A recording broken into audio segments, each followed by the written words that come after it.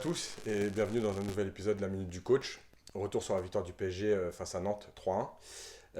Avant de démarrer, vous expliquer que voilà, on va essayer d'évoluer dans les formats de vidéo.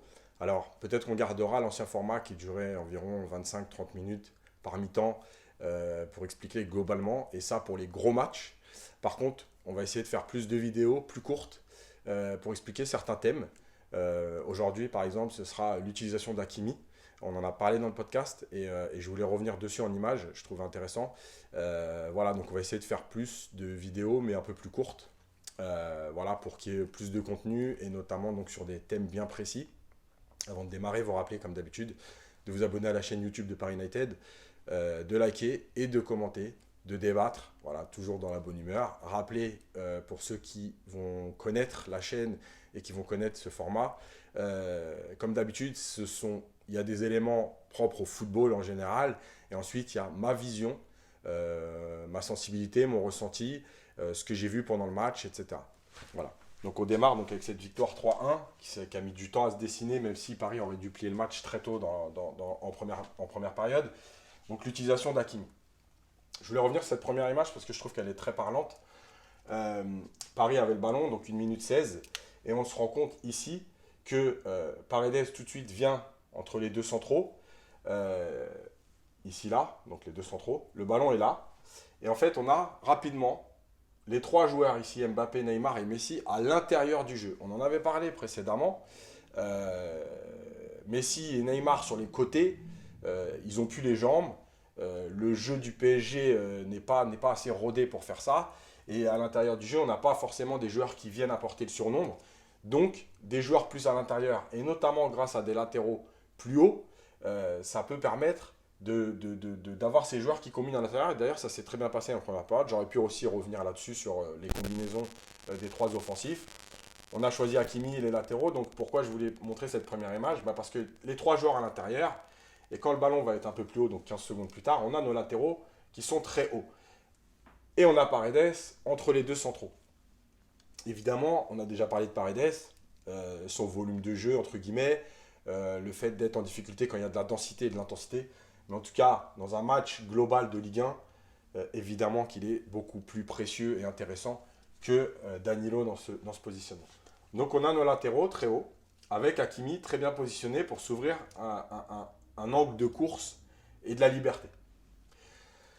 Première fois, Neymar-Hakimi, j'avais parlé dans le podcast, j'avais dit, le match d'Hakimi est difficile à juger parce qu'en fait, il apporte des solutions, mais il est très peu servi. Et on va le voir.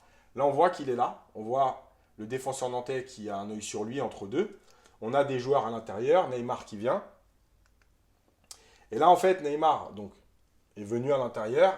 Et là, il est capable, parce qu'on l'a déjà vu, je n'invente rien, notamment par exemple la passe au Bayern pour Marquinhos par-dessus la défense. Il est capable, sur ce ballon-là, d'aller chercher Hakimi. Et on voit Hakimi ici qui démarre sa course dans le dos du défenseur. Là, le défenseur a tourné la tête pour regarder le ballon.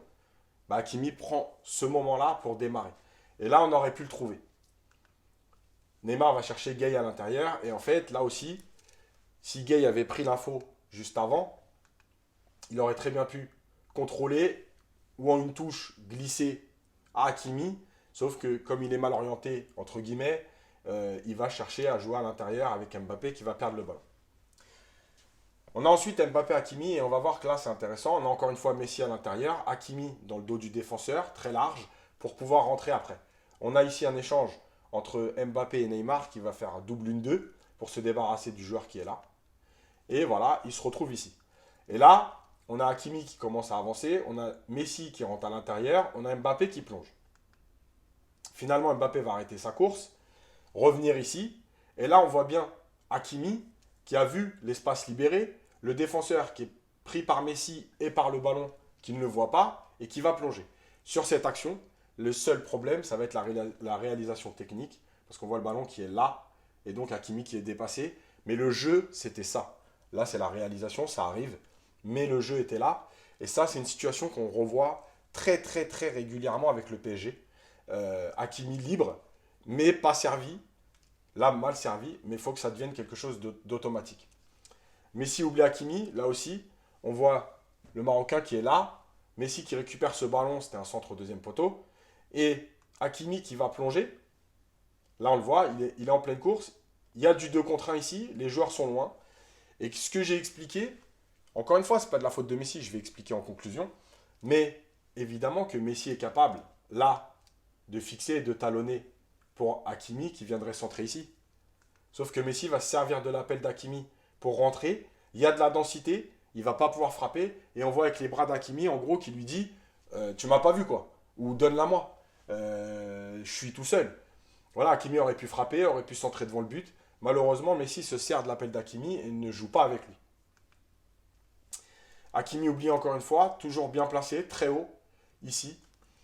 Le ballon qui est à l'intérieur. Et là, encore une fois, on a Gay qui, orienté pour demander le ballon, et qui reste focalisé sur cet angle de passe et qui n'a pas vu de l'autre côté. Alors, je ne dis pas que c'était possible, hein. Peut-être qu'il se retourne et il aurait été bloqué, peut-être que le ballon aurait mis du temps à arriver. Mais en tout cas, il y avait une autre solution. Et là, encore une fois, on a Hakimi tout seul. On aurait pu aussi ressortir ici pour venir jouer là. En tout cas, il y avait des possibilités d'aller chercher. Là, on voit bien quand même que sur une passe comme ça, on va se retrouver avec du 1 contre 1. Et là, on a 8, 9 Nantais dans cette zone de terrain. Et encore une fois, je l'ai montré depuis le début de saison, Paris ne sait pas renverser le jeu, ne sait pas fixer, emmener la densité et aller voir ailleurs. C'est trop, trop, trop rarement fait. Voilà, on vient chercher l'intérieur. Et là aussi, on a quand même Messi capable de donner ce ballon ici entre les défenseurs. L'intervalle est énorme. On a Hakimi qui lance sa course pour plonger. Malheureusement, Messi va encore une fois choisir de se servir. Alors Neymar est hors jeu, mais pour essayer de rentrer. Et il va être contré. L'échange Hakimi-Messi, j'en ai parlé dans le podcast. Il y a eu, pas une altercation parce que ce sera un grand mot, mais un échange. Bon, alors c'est le moment des fumigènes, donc c'est compliqué. Le ballon est là, c'est pour ça que je l'ai entouré. Hakimi est là. On vient chercher Messi, ici. Et on a Hakimi là, qui est à l'arrêt. Et pourquoi il est à l'arrêt? Parce que ça fait maintenant 35 minutes qu'il a fait les appels et qu'on ne l'a pas servi. Donc là, il n'y va pas. Il se dit, de toute façon, on ne se sert pas de moi, on ne me le donne jamais. Ben, j'y vais pas. Alors, erreur d'Hakimi, parce que son travail, c'est de continuer à faire les appels. Mais, on peut le comprendre, la frustration de faire les appels, faire les appels, faire les appels, ne jamais être servi. Messi vient là, il rentre, voilà. Hakimi a décidé de démarrer. C'est bien trop tard parce que tout le monde est venu fermer. Le ballon ressort. Et là, on voit, je ne sais pas si on le voit bien, mais Messi tourné vers Hakimi et l'échange. J'ai mis une autre, voilà, avec la main qui lui dit, ben ouais, il faut y aller, parce que moi j'étais au parc et je l'ai bien vu ce moment-là, où il lui dit, bah vas-y, dédouble plus tôt. Et en fait, on va voir Hakimi, voilà, qui lui montre du geste. Bah ouais, mais en fait, moi j'y vais depuis tout à l'heure et personne ne me calcule, quoi. Donc, il y a ce petit échange. Ça arrive hein, dans un match, il n'y a rien d'anormal, il n'y a rien de grave, il n'y a rien de dramatique. C'est juste, voilà, à un moment donné, un échange entre deux joueurs avec une perception différente. Lui qui veut se servir de l'appel et lui qui aimerait à un moment donné être servi. Et puis il y a le but de Messi pour montrer que, encore une fois, on a beaucoup critiqué Hakimi. Alors effectivement, il ne réussit pas tout, il a du déchet technique, mais on ne l'utilise pas comme il faut. Et là, sur cette action, on a donc Paredes qui avait trouvé Mbappé, Mbappé qui décale Messi, on voit le défenseur ici. Et en fait, pourquoi il ne peut pas intervenir le défenseur? Parce qu'Hakimi est en train de lancer l'appel et qui se dit, bon, qu'est-ce que je fais? J'y vais et il décale et lui il est tout seul, ou j'y vais pas mais il y a le risque. Voilà. Bah ouais, il y a le risque. Là, à un moment donné, il se dit, bah, maintenant on est dans la surface, il faut y aller. Et en fait, on voit le positionnement du corps, le temps de faire demi-tour. Voilà, c'est trop tard. Messi est rentré sur son pied gauche et il va envelopper. Je voulais mettre sur une sorte de tableau le positionnement, parce que en fait, c'est ce positionnement qui va être très intéressant. J'ai pas mis les deux défenseurs centraux, mais j'ai mis Paredes, alors qui sera situé entre les deux centraux, ou un peu plus haut, mais en tout cas en pointe basse. Gay et Verratti à l'intérieur, Neymar et Messi à l'intérieur, Mbappé, pour libérer les couloirs avec Hakimi. Et c'est pour ça qu'encore une fois, si Ramos revient, si Marquinhos est capable, et il en est capable, finalement ce rôle-là, est-ce qu'il faut le laisser à un milieu de terrain ou utiliser les trois centraux avec un joueur capable de relancer ici pour défendre avec trois vrais défenseurs et permettre aux joueurs avec des qualités offensives plus importantes de participer à l'action. Voilà, ce sera le débat, je pense, souvent avec le PSG. Peut-être aussi par rapport à l'adversaire. Peut-être qu'il faudra être plus solide contre certains et donc mettre un défenseur plutôt que Paredes ou Danilo ou qui vous voulez. Peut-être qu'en Ligue 1, 2 défenseurs et un milieu de terrain ici, même Verratti qui peut jouer là, ça suffira. Voilà, tout ça, c'est après à l'appréciation du coach.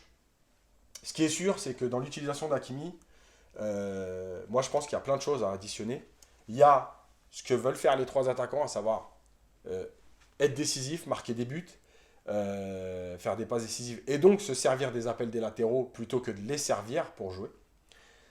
Il y a les consignes du coach et il y a les automatismes. Et je pense que c'est ça le plus important, c'est que la passe d'Mbappé pour Hakimi, c'est la passe dont j'ai parlé depuis le début de saison très régulièrement, de Messi pour Jordi Alba. C'était un réflexe. Au moment où Messi rentrait, Alba plongeait.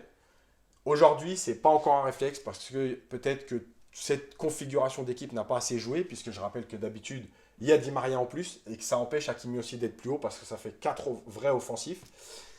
Il y a l'habitude de se dire tiens, à chaque fois que je vais faire ça, lui va plonger, donc je peux lui mettre. Tout ça, ce sont des automatismes qui doivent être travaillés et malheureusement, on est quand même à plus de 20 matchs depuis le début de saison. Et il manque ça. Voilà, c'est pas encore acquis. Et encore une fois, même si tout le monde n'a pas pu jouer tous les matchs entre les blessures, les sélections, les retours de sélection, etc. Malgré tout, il y a quand même, on sent alors une évolution. Sur la première période de face à Nantes, il y a eu une vraie évolution. Mais il n'y a pas encore assez de réflexes de jeu. Voilà. J'espère que ce format vous plaira. On va essayer de le multiplier donc pour pouvoir faire plus de vidéos mais plus courtes. Likez, commentez ce que vous avez pensé de la vidéo, de cet échange, de cette vision tactique. Évidemment, vous abonner à la chaîne YouTube de Paris United. Et moi, je vous dis à bientôt.